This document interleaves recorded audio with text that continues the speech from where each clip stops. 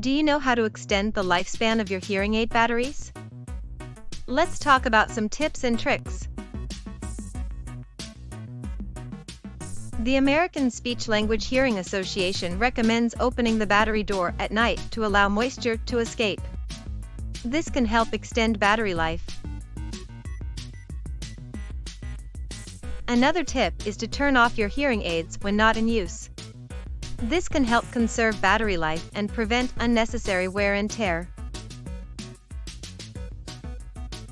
Did you know that some common battery-related issues with hearing aids can be resolved with a simple cleaning?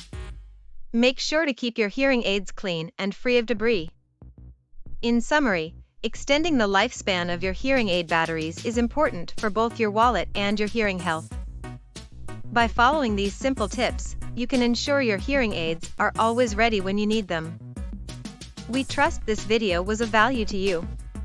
And remember, you can always reach out to one of the healthcare professionals in the hearing department at Entacare if you have any questions.